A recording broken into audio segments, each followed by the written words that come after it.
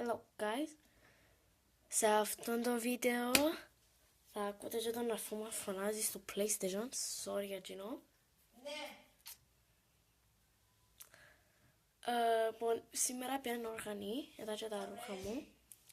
Έχω και το παντελόνι της οργανισμού. Yay! Ναι. Σήμερα, δεν ξέρω φαίνεται. Ναι, φαίνεται, δεν ξέρω.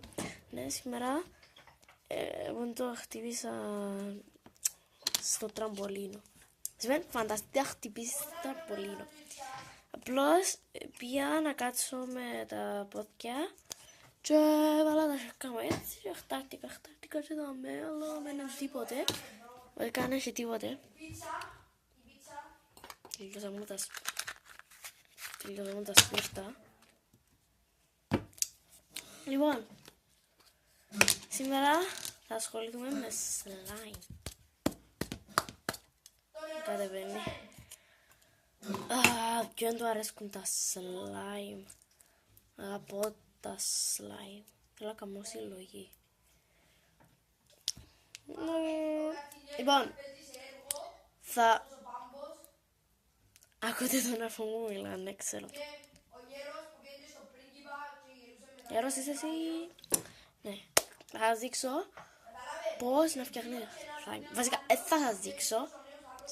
Κάσε. Να σας πω. Οκ, πάμε ρε φλόρι. Λοιπόν, έχουμε έναν κοκκίνο. Λοιπόν, επειδή θέλουμε υγρή γόμα, αν δεν έχετε, φυσικά έχετε οδοντοκρέμα μαζί σας. Βάλτε οδοντοκρέμα όσοι θέλετε.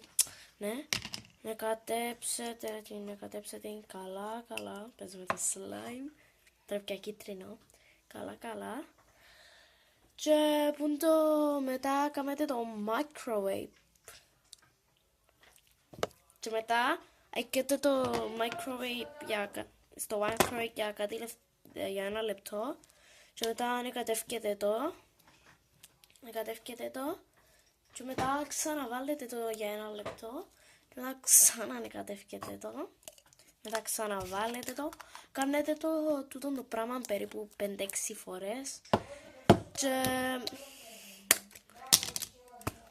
Και έτσι να αποκτήσεις slime που οδοντοκρέμα. Και αν θέλεις να του προσθέσεις ακόμα χρώμα, μπορείς να βάλεις food coloring. Και αν δεν ξέρεις τι είναι το food coloring, είσαι φλόρος. Και πρέπει να το εξηγήσω εγώ. Ναι, το food coloring είναι το χρώμα που βάλεις στο φαγητό. Και αν δεν κατάλαβες, είσαι πιο πολλά φλόρος. Οκ, αυτό ήταν το βίντεο.